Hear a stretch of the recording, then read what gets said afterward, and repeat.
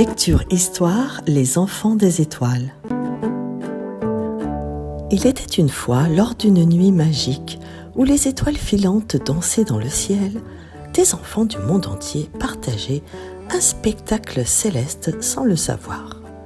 En France, une petite fille aux yeux pétillants s'allongea dans l'herbe douce, son imagination aussi vaste que le ciel nocturne. En Algérie, un petit garçon rêveur qui se nommait Sofiane se percha sur le toit-terrasse de sa maison, ses pensées flottant avec les étoiles. Au Canada, où la neige scintillait comme des diamants, un autre enfant du nom de Félix, enveloppé dans une couverture chaude, souriait à la voûte étoilée. Au Maroc, une fillette se nommant Dora était très curieuse. Elle chuchotait ses rêves aux étoiles.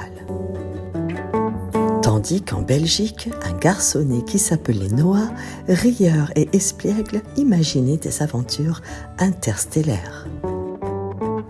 Au Sénégal, sous un ciel infini, un groupe d'amis partageait des histoires de constellations lointaines. En Côte d'Ivoire, le petit Daouda, aux yeux grands ouverts, se demandait ce que les étoiles murmuraient au vent. Au Gabon, Patrick, le petit garçon rêveur, faisait des vœux sur chaque étoile filante, espérant des lendemains joyeux. À La Réunion, une petite fille qui se nommait Jade était émerveillée par le ballet des comètes, se laissait bercer par la brise nocturne. En Russie, un petit garçon qui s'appelait Ivan riait chaque fois qu'une étoile filante zébrait le ciel. En Tunisie, des enfants jouaient à deviner les histoires des astres, inventant des légendes fabuleuses.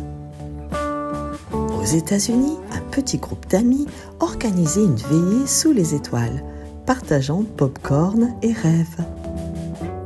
Et puis, il y avait ce petit garçon au Cameroun, qui s'appelait Elong. Lui aussi contemplait les étoiles. Il posa une question qui allait voyager à travers les continents.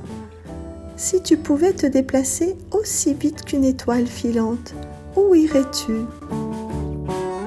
La réponse vint d'une petite fille en Afrique qui, sans hésiter, dit qu'elle irait au Canada pour toucher la belle neige blanche et fraîche. Au même moment, au Canada, un petit garçon répondit à son ami « Moi, j'irai en Afrique pour baigner dans le soleil et ne plus jamais avoir froid. » Ainsi, sans même le savoir, ces enfants à travers le monde tissaient une toile d'amitié et de rêves partagés, unis par les étoiles filantes qui leur rappelaient que, peu importe où nous sommes, nous partageons tous le même ciel étoilé. Chaque nuit, les étoiles nous rappellent que, malgré nos différences, nous partageons tous le même ciel et les mêmes espoirs. Les étoiles nous enseignent que la beauté de nos rêves réside dans leur capacité à voyager au-delà des mers et des montagnes, à toucher le cœur des autres et à créer un monde où chaque enfant, peu importe d'où il vient, peut rêver d'étoiles filantes et de possibilités infinies. Les étoiles, ces scintillantes sentinelles de la nuit, sont les guides silencieux de nos rêves et aventures. Elles sont les témoins éternels de nos joies, de nos peines et des innombrables histoires qui se déroulent sur leur veille attentive. Dans le grand théâtre du ciel, elles jouent le rôle des lanternes célestes, illuminant le chemin des voyageurs nocturnes et des poètes en quête d'inspiration. Elles sont les cartes anciennes pour les navigateurs, les muses pour les artistes et les lumières d'espoir pour les âmes perdues. Chaque étoile est comme une note dans une symphonie cosmique, jouant sa mélodie silencieuse dans l'orchestre de l'univers.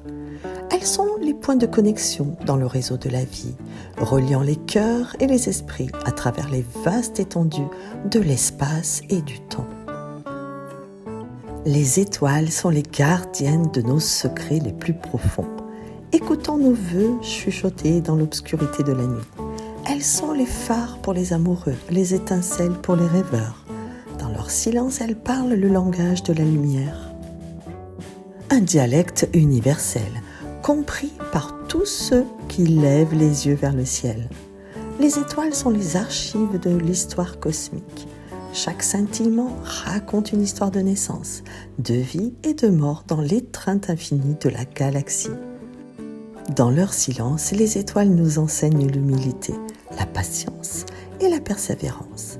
Elles sont les témoins de nos vies, les gardiennes de nos âmes et les inspiratrices de nos esprits. Les étoiles sont nos guides silencieux et dans leur lumière, nous trouvons notre chemin.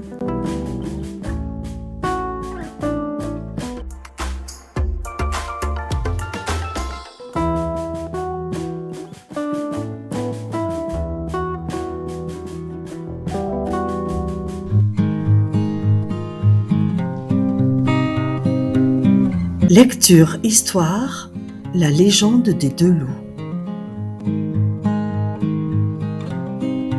Dans un village indien d'Amérique du Sud, voyant son petit-fils en colère, un vieil indien, Cherokee, lui raconte une histoire pour l'apaiser.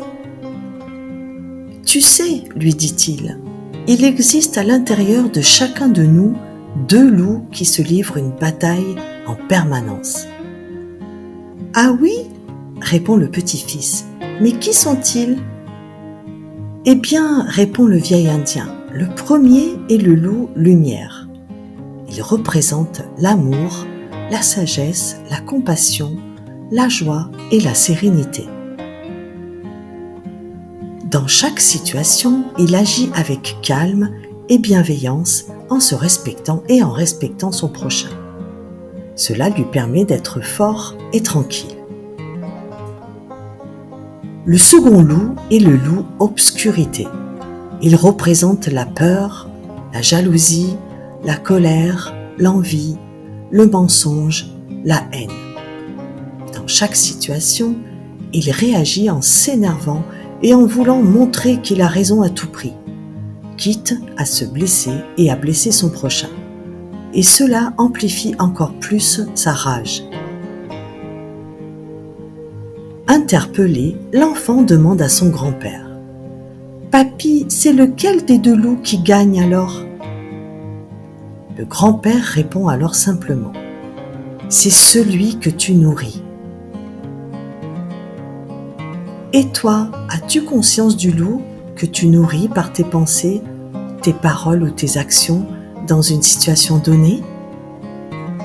Comment peux-tu nourrir le loup lumière de plus en plus souvent ? Si un jour tu es en colère, pense à ton loup lumière. Il t'aidera à t'apaiser dans toutes les situations difficiles. Chaque jour, il t'aidera à devenir de plus en plus fort.